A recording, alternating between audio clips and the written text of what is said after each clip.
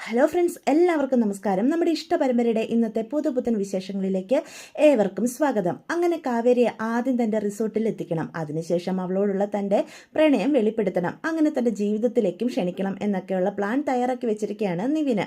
എന്നിട്ട് ജോലിക്കാര്യം പറയാനായിട്ട് നേരെ വിനീതിൻ്റെ കടയിലേക്ക് ചെല്ലുക. ഇതേ സമയം തന്നെ വിനീത് വിളിച്ചതിന് പ്രകാരം കാവേരിയും വിനീതിൻ്റെ കടയിലേക്ക് വരുന്നുണ്ട് കേട്ടോ. അവിടെ എത്തിക്കഴിയുമ്പോഴേ ചോദിക്കും, വിനീതേട്ടാ എനിക്കൊരു ജോലി ശരിയായെന്ന് പറഞ്ഞായിരുന്നല്ലോ, എന്ത് ജോലിയാ എന്ന് ചോദിക്കുക. അതൊക്കെയുണ്ട് എന്ന്. അപ്പം വിനീത് പറയും, ദേ ഈ നിവിന നിനക്ക് ജോലി തരുന്നത്. നിവിനോ? നിവിന് എന്ത് ജോലിയാണ് എനിക്ക് നൽകുന്നത് എന്ന് ചോദിക്കുക. ഇവൻ്റെ റിസോർട്ടിൽ ഒരു റിസപ്ഷൻ ലിസ്റ്റിൻ്റെ ഒഴിവുണ്ടത്രേ, നിനക്കത് ചെയ്യാൻ താല്പര്യമുണ്ടോ കാവേരി എന്നപ്പോൾ ചോദിക്കേ. അതെനിക്ക് സന്തോഷമല്ലേ ഉള്ളൂ, പക്ഷേ നിവിൻ്റെ അമ്മ സമ്മതിക്കോ എന്ന് ചോദിക്കുക. രാജേശ്വരി മേഡത്തിന് എന്നോട് തീരെ താല്പര്യമില്ലല്ലോ, അതുകൊണ്ട് ഞാൻ അവിടെ വരുന്ന കാര്യം രാജേശ്വരി മേഡത്തിന് അറിയാവോ എന്ന് ചോദിക്കുമ്പം നിവിൻ പറയും, അമ്മയ്ക്കൊന്നും ഒരു കുഴപ്പമില്ല, ആ റിസോർട്ടിലെ കാര്യങ്ങളൊക്കെ ഇപ്പം നിയന്ത്രിക്കുന്നതേ ഞാൻ പറഞ്ഞൊരു വാക്കിനപ്പുറത്ത് അമ്മ ഒന്നും പ്രവർത്തിക്കില്ല എന്ന് പറയുമ്പോൾ നമ്മുടെ നിവിൻ്റെ സംസാരം കേട്ട കാവേരിക്ക് അങ്ങ് ചിരി വരികയാണ് കേട്ടോ. കാവേരി അവിടെ കിടന്ന് പൊട്ടിച്ചിരിക്കുക. അപ്പം നിവിൻ എന്തോ പോലെ ആവുകയാണേ. ഇത് കാണുന്ന വിനീത് പറയും, കാവേരി നിനക്ക് വേണമെങ്കിൽ അവൻ്റെ റിസോർട്ടിൽ നീ ജോലിക്ക് പോയാൽ മതി, അല്ലെങ്കിൽ നീ പോകുന്നു വേണ്ട എന്ന് പറയുമ്പോൾ വിനീതിൻ്റെ ഉയർന്ന ശബ്ദം കേട്ട കാവേരിക്ക് എന്തോ പോലെ ആവട്ടോ. അപ്പോൾ കാവേരി പറയും, ഞാൻ വെറുതെ ചിരിച്ചതല്ലേ, നിവിൻ്റെ ഈ സംസാരം കേട്ടിട്ട് വിനീതേട്ടൻ അറിയാവുന്നതല്ലേ, അവർക്ക് എന്നെ കണ്ണെടുത്താൽ കണ്ടുകൂടാ, ഞാൻ അവിടെ കയറി ചെന്ന് കഴിയുമ്പം അവർ സമ്മതിക്കുമെന്ന് തോന്നുന്നുണ്ടോ എന്ന് വിനീതിനോട് നമ്മുടെ കാവേരി ചോദിക്കുക. അപ്പോൾ വിനീത് പറയും, അവനാ ഉറപ്പുള്ളത് കൊണ്ടല്ലേ അവൻ ജോലി തരാമെന്ന് പറഞ്ഞത്, അവൻ്റെ അമ്മയെ കൊണ്ട് അവൻ സമ്മതിപ്പിച്ചിട്ടുണ്ടെന്നല്ലേ പറഞ്ഞത്, പിന്നെ നീ എന്തിനാ ഇത്ര ടെൻഷൻ ഇനി വെച്ച് താമസിപ്പിക്കേണ്ട, അമ്മയെ വന്നൊന്ന് കാണ്, അമ്മ തനിക്ക് ജോലി തരാതെ ഇരിക്കില്ലടോ എന്ന് പറയണം കേട്ടോ. അത് കേൾക്കുമ്പോൾ കാവേരി പറയും, എനിക്കിപ്പോൾ ജോലി വളരെ അത്യാവശ്യമാണ്, വിനീതേട്ടന് അറിയാലോ ഞങ്ങളുടെ കുടുംബത്തിൻ്റെ അവസ്ഥയൊക്കെ, ഗംഗ ചേച്ചി തയ്ച്ച് തന്നെ ഉണ്ടാക്കുന്ന കാശ് കൊണ്ട് ഒന്നും തികയില്ല, ഗംഗ ചേച്ചി പാവം എത്രയാണെന്ന് വെച്ചാൽ അധ്വാനിക്കുന്നത്, എനിക്കൊരു ജോലി കിട്ടുക അതൊരു സഹായമാണ് ഈ സമയത്ത്, അതുകൊണ്ട് നിവിൻ്റെ അമ്മയുടെ കാല് പിടിക്കാനും ഞാൻ തയ്യാറാ എന്ന് കാവേരി പറയണം കേട്ടോ. അപ്പോൾ ഈ അവസ്ഥകളൊക്കെ കാണുന്ന നിവിനും വിനീതിനും സങ്കടം വരിക. അതിനുശേഷം കാവേരി അവിടെ നിന്ന് കൊണ്ട് പോവുക. അപ്പം വിനീത് പറയും, എങ്ങനെ ജീവിച്ച കുട്ടികളാ? നിവിനും പറയും, അതെ നിൻ്റെ അമ്മാവനുണ്ടായിരുന്നപ്പം ഈ നാട്ടിലെ രാജകുമാരികളായിരുന്നില്ലേ അവർ, എന്നിട്ടിപ്പം ഒരു ജോലിക്ക് വേണ്ടി മറ്റുള്ളവരോട് യാചിക്കേണ്ട അവസ്ഥയിൽ അവരെത്തിപ്പെട്ടിരിക്കുന്നു, മനുഷ്യൻ്റെ കാര്യം ഇത്രയ്ക്കൊക്കെ ഉള്ളൂ അല്ലേടാ എന്ന് നിവിൻ ചോദിക്കുമ്പം വിനീത് പറയും, അതെ എന്ന് പറഞ്ഞ് കാവേരി പോകുന്നത് നോക്കി നിൽക്കുകയാണ് കേട്ടോ. നമ്മുടെ കാവേരിയാണ് വളരെയേറെ സന്തോഷത്തോടു കൂടിയാണ് വീട്ടിലേക്ക് കയറി ചെല്ലുന്നത്. അപ്പം കാവേരിയുടെ സന്തോഷത്തോടുള്ള വരവ് കാണുമ്പോൾ ശാരദ ചോദിക്കും, എന്താടി എന്തു പറ്റി നിനക്ക് ഇത്ര സന്തോഷം? ശാരദ പുറത്തുണ്ടായിരുന്നേ, അമ്മേ എനിക്കൊരു ജോലി ശരിയായിട്ടുണ്ട്. ജോലിയോ? ഇത്ര പെട്ടെന്നോ? ഗവൺമെൻറ് ജോലി വല്ലതും ആണോ മോളെ എന്ന് ചോദിക്കുക. ഗവൺമെൻറ് ജോലി അല്ലമ്മേ, റിസോർട്ടിലാ എന്ന് പറയാം. റിസോർട്ടിലോ? അതൊന്നും ശരിയാവത്തില്ല എന്ന് പറയുകയാണേ.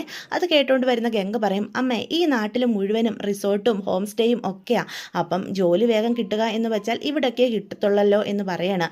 അമ്മ വിചാരിക്കുന്ന പോലെ അവിടുന്ന് അപകടകരവും അല്ല. നീ ഏത് റിസോർട്ടിലാണ് ജോലിക്ക് പോകുന്നത്? ഒരു നിവിനില്ലേ, നിവിൻ്റെയൊക്കെ റിസോർട്ടിൽ ടീക്കപ്പ് റിസോർട്ട്. രാജേശ്വരിയുടെ റിസോർട്ടോ, ജയബാലേട്ടൻ്റെ പെങ്ങള് എന്ന് അപ്പം ശാരദ ചോദിക്കുക. അതെ, നന്നായിരിക്കും, ആ സ്ത്രീക്ക് നിന്നെ കണ്ണെടുത്താൽ കണ്ടുകൂടാ, അവരുടെ കയ്യിലേക്ക് നിന്നെ കിട്ടിയ നിന്നെ വറുചട്ടിയിലിട്ട് അവർ കോരും, അറിയാലോ അവരുടെ സ്വഭാവം എന്ന് ചോദിക്കുക.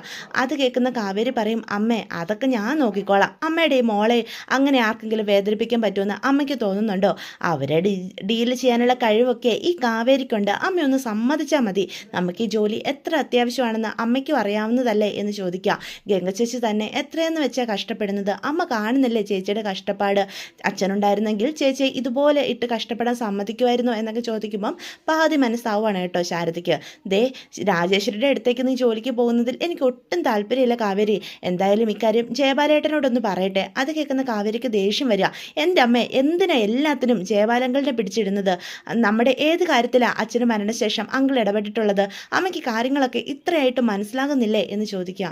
അങ്ങനെയല്ലടി, ജയബാലേട്ടൻ്റെ പെങ്ങടെ റിസോർട്ടല്ലേ അത്, രാജേശ്വരിയോട് ഇക്കാര്യം ഒന്ന് വിളിച്ചു പറയാൻ ജയബാലേട്ടനോട് പറയുന്നത് നല്ല കാര്യമല്ലേ എന്ന് ചോദിക്കാം.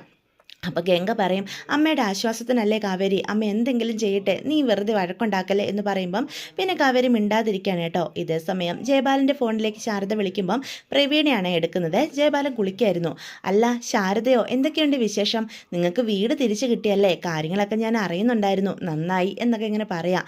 അതേ പ്രവീണെ, വീട് തിരിച്ചു കിട്ടി, ഇപ്പം ഞങ്ങൾ സ്നേഹതീരത്ത് തന്നെ ഉണ്ട് എന്നൊക്കെ പറയാണ് കേട്ടോ. ഞാൻ ജയബാലേട്ടനോട് ഒരു കാര്യം പറയാനായിട്ടാണ് വിളിച്ചത്. എന്ത് കാര്യമാണ് എന്ന് അപ്പോൾ പ്രവീണ ചോദിക്കും. നമ്മുടെ കാവേരിയില്ലേ അവൾക്കൊരു ജോലി ശരിയായിട്ടുണ്ട്, രാജേശ്വരിയുടെ റിസോർട്ടിൽ റിസപ്ഷനിസ്റ്റായിട്ടാണ്. അപ്പം ജയബാലേട്ടനോടൊന്ന് പറഞ്ഞിട്ട് പോകാം എന്ന് ഞാൻ മോളോട് പറയുക ചെയ്തത്, അതിനായിട്ട് വിളിച്ചതാ. അതെയോ, രാജയാണോ ജോലി നൽകിയത്? എന്തായാലും നല്ല കാര്യമായി. നിങ്ങൾക്കിപ്പം ഒരു ജോലി അത്രയ്ക്ക് അത്യാവശ്യമല്ലേ? ദേ ഞാൻ ജയബാലേട്ടൻ്റെ കൈ കൊടുക്കാട്ടോ എന്നും പറഞ്ഞ് ഫോൺ കൊടുക്കുക. ശാരദയെ വിളിക്കുന്നത്, കാവേരിക്കൊരു ജോലി റെഡി ആയിട്ടുണ്ടത്രേ, അക്കാര്യം പറയാൻ വിളിച്ചതാ എന്ന് പറയട്ടോ. അപ്പോൾ ഒട്ടും താല്പര്യമില്ലാതെ ഫോൺ തട്ടിപ്പറിച്ചങ്ങ് മേടിക്കുക പ്രവീണയുടെ കയ്യിൽ നിന്ന്.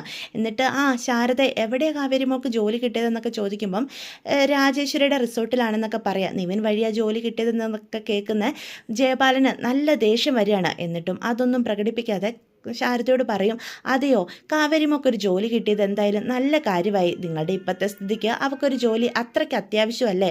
ഞാൻ എന്തായാലും രാജയോട് വിളിച്ച് പറഞ്ഞോളാം, കാവേരി അങ്ങോട്ട് വരുന്നുണ്ട്, എൻ്റെ മോളെപ്പോലെ അവളെ നീ വെറുതെ പേടിപ്പിക്കുകയൊന്നും ചെയ്യരുതെന്ന് എന്ന് കേൾക്കുമ്പം ശാരദയ്ക്ക് സമാധാനമാകും.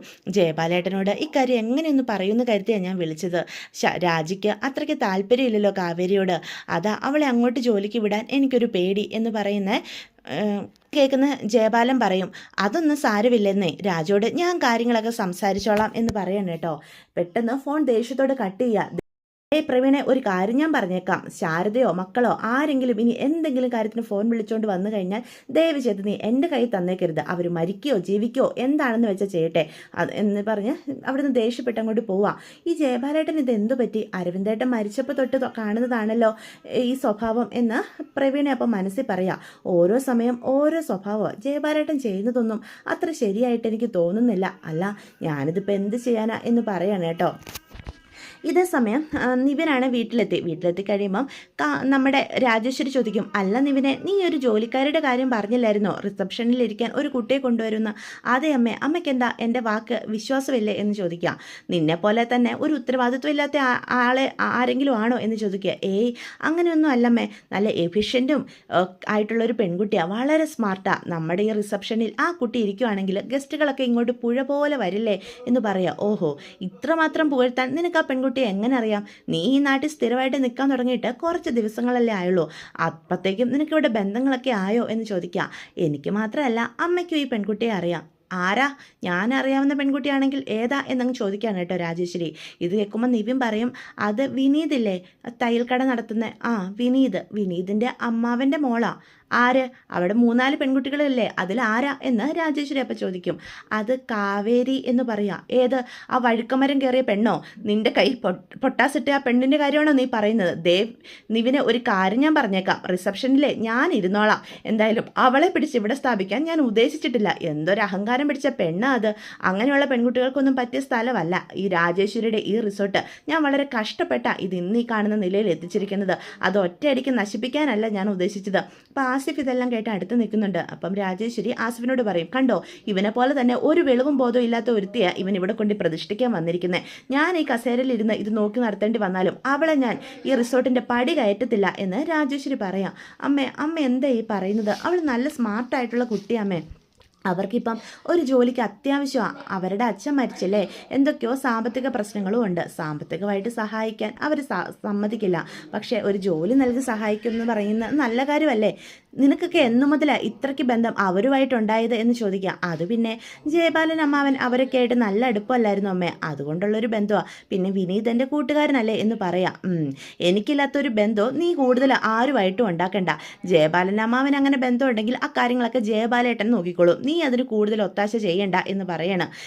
ആ പെണ്ണിനെ ഇവിടെ ജോലിക്കെടുക്കുന്ന കാര്യത്തെ പറ്റിയാണെങ്കിൽ നീ എന്നോട് സംസാരിക്കേ വേണ്ട എന്ന് തീർത്തു പറഞ്ഞിട്ട് രാജേശ്വരി അവിടെ നിന്ന് അങ്ങോട്ട് പോവാം. അത് കാണുമ്പോൾ ആസിഫ് ചോദിക്കും, മോൻ്റെ പ്ലാനൊക്കെ തകർന്നല്ലേ, ഇനിയിപ്പം എന്ത് ചെയ്യും എന്ന് ചോദിക്കുമ്പം പറയും, അതിനാണല്ലോ അങ്കിളിനെ വിളിച്ച് ഞാൻ ഇക്കാര്യത്തെ പറ്റി ഒന്ന് സംസാരിച്ച് നോക്കട്ടെ എന്ന് പറയാം. സംസാരിക്കുക, നിൻ്റെ അമ്മയെയും നിൻ്റെ അമ്മാവനെയും നിനക്ക് ഇതുവരെ മനസ്സിലായിട്ടില്ലല്ലോ നിവിനെ എന്ന് ആസിഫ് അപ്പം മനസ്സിൽ പറയാം. അങ്ങനെ ജയബാലനെ വിളിച്ച് കാവേരിക്ക് വേണ്ടി ഒന്ന് റിക്വസ്റ്റ് ചെയ്യാൻ തന്നെ തീരുമാനിക്കുകയാണ് നിവിന്. എന്നിട്ട് ജയബാലനെ ഫോൺ വിളിക്കും കേട്ടോ. അപ്പം നിവിൻ്റെ ഒരു കോള് കാണുമ്പം മനസ്സിൽ പല പ്ലാനുകളുമായിട്ടിരിക്കുന്ന ജയബാലന് ഒരുപാട് സന്തോഷമാവാം.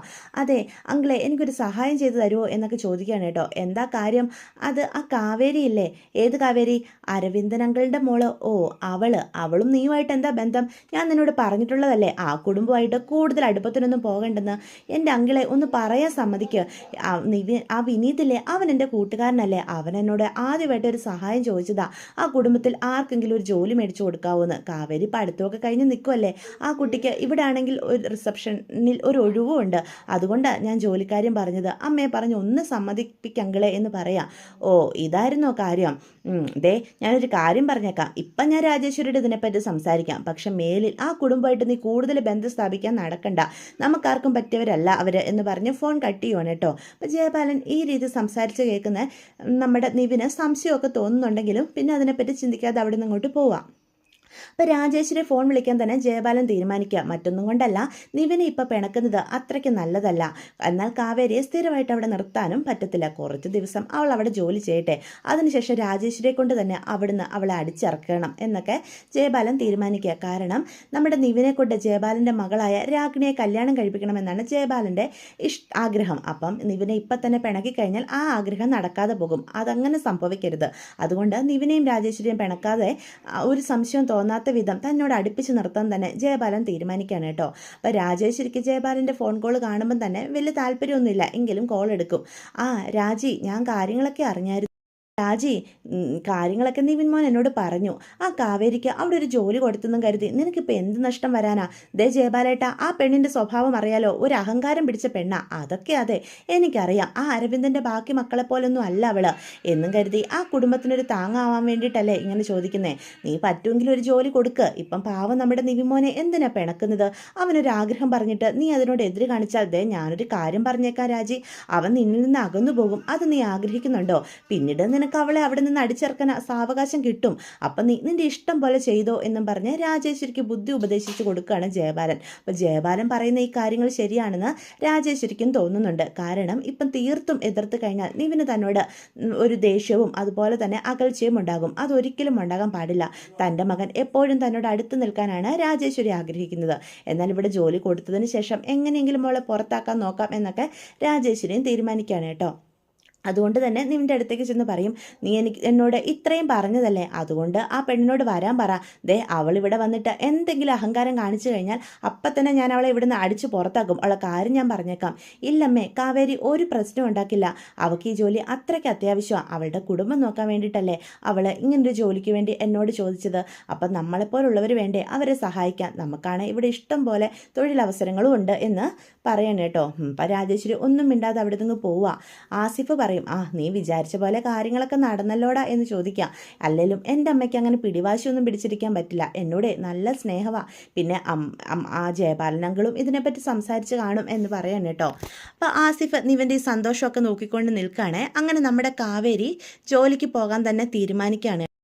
രാജേശ്വരിയെ കാണാൻ വേണ്ടി റിസോർട്ടിലേക്ക് വരുന്ന നമ്മുടെ കാവേരിയെ വഴി വെച്ച് നിവിനും അതുപോലെ വിനീതും കൂടി തടഞ്ഞു നിർത്തുക. എന്നിട്ട് അവിടെ പോയി അമ്മയോട് എങ്ങനെ പെരുമാറണം, എങ്ങനെ സംസാരിക്കണം, അമ്മയെ അങ്ങനെയുള്ള കാര്യങ്ങളെല്ലാം പറഞ്ഞ് മനസ്സിലാക്കി കൊടുക്കണം കേട്ടോ. ഇതൊക്കെ കാണുമ്പോൾ നമ്മുടെ കാവേരിക്ക് ദേഷ്യം വരുന്നുണ്ട്. എങ്കിലും തൻ്റെ ആവശ്യം ഈ ജോലിയായി പോയല്ലോ എന്ന് കരുതി ആ രീതിയിലൊക്കെ സംസാരിക്കാൻ തീരുമാനിക്കുകയാണ്. അവിടെ ചെന്ന് കാവേരി വളരെ ഭവ്യതയോട് കൂടി തന്നെ നമ്മുടെ രാജേശ്വരിയോട് സംസാരിക്കുന്നതും ജോലി കൊടുക്കുന്നതും ഒക്കെ നമുക്ക് കാണാൻ കഴിയുക. അപ്പോൾ ഇതൊക്കെയാണ് ഇന്നത്തെ എപ്പിസോഡിൻ്റെ വിശേഷങ്ങൾ. വീഡിയോ ഇഷ്ടപ്പെട്ടുവെങ്കിൽ ചാനൽ സബ്സ്ക്രൈബ് ചെയ്യാൻ മറക്കരുത്, ലൈക്ക് ചെയ്യാനും മറക്കരുത്. നിങ്ങളുടെ അഭിപ്രായങ്ങൾ കമൻസ് വഴി എന്നെ അറിയിക്കാനും മറക്കരുത്. അപ്പോൾ എല്ലാവർക്കും ഗുഡ് ബൈ.